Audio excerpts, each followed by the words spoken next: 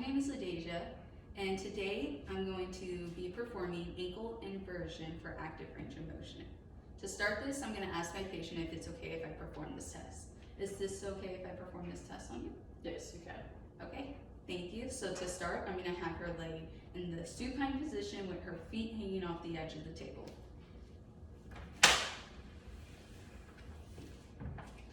You can scoot down some. Okay, so now I'm going to ask her to put the soles of her feet towards the inside and invert her foot. Perfect. So now that we've done that, we're going to move on to goniometry. To begin goniometry for ankle inversion, we're going to have our patient lay in the prone position with her feet hanging off the edge. So I'm going to have you flip. And then we're going to have her hips abducted about 15 degrees. To start this, I'm going to grab my small goniometer and I'm going to put the fulcrum on the Achilles tendon, the stationary arm aligned with the midline of the leg, and the moving arm on the calcaneus. So right now I am on 0, straight across, 180, and I'm going to have her invert her foot. So you're going to go this way as far as you can. Perfect. Okay. And for this one, I got 25. And now I'm going to perform bilaterally. And again, place my fulcrum on the Achilles tendon, the moving arm on the calcaneus, and the stationary arm on the leg. And again, perfect.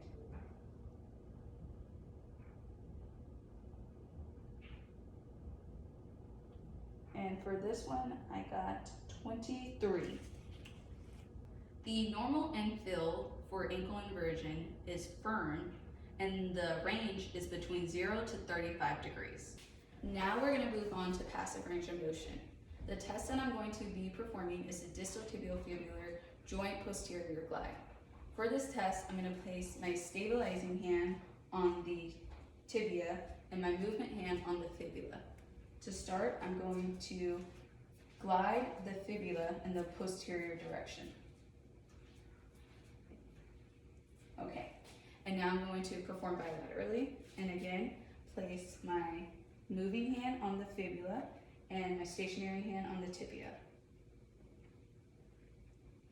For this, my client had a firm infill. This assessment is done for joint play, client response, and infill.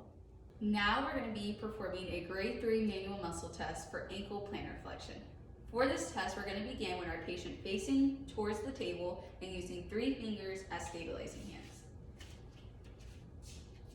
Now I'm going to palpate the gastrocnemius and soleus muscles. These muscles are proximal to the Achilles tendon. To begin this test, I'm going to have my patient perform 1 heel raise since we're doing a grade 3 manual muscle test. Perfect. And now I'm going to perform bilaterally. Again, I'm going to feel for the gastrocnemius muscle and the soleus muscle and have her perform 1 heel raise. Okay. And my patient was able to perform a grade 3 manual muscle test bilaterally. Now we will be moving on to special tests. The first special test that I'm going to perform is the Thompson's test. For this test, we're going to have our patient lay prone on the table with their feet hanging off the edge. Perfect. This test sensitivity is 96 to rule out, and the specificity was 93 to rule in. So this test is better for ruling out if the patient has an Achilles tendon rupture. Now that my patient is laying in this position, I'm going to grab her calf muscle and actively squeeze. I am looking for the foot to go into plantar flexion like it is. And now I'm going to perform bilaterally. And I'm also just looking for the foot to go into plantar flexion. A positive test is indicated if After you squeeze the muscle, the foot doesn't go into plantar flexion because the gastrocnemius and the soleus muscle are no longer connected to the calcaneus, indicating that there is an Achilles rupture. The next special test that I'm going to perform is the Taylor tilt test, both medial and lateral. To start, I'm going to start with the lateral test. We're going to begin with our patient laying in the supine position with her feet hanging off of the edge of the table like she already is.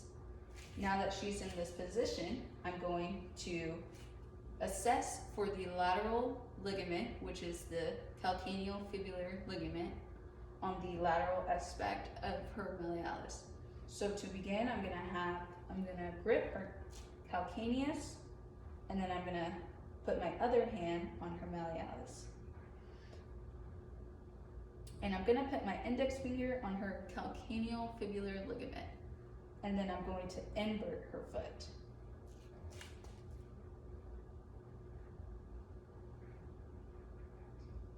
Now I'm going to perform the lateral aspect bilaterally. So again, I'm going to put her foot in this position and grab her calcaneus, and then grabbing malleolus, and then I'm going to rotate inwards.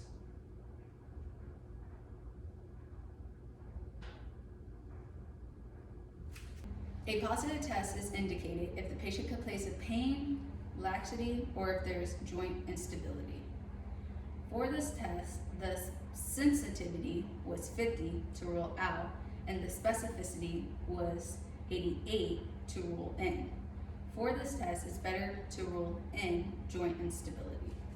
For this test, we're going to have our patient lay in the same position that we had for the lateral Taylor tilt test. This test is testing for the deltoid ligaments on the ankle, and instead of having our patient go into inversion, we're now going to be testing for eversion.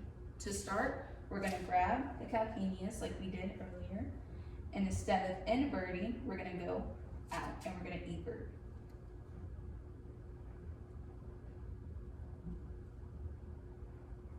Perfect, and now I'm going to perform bilaterally.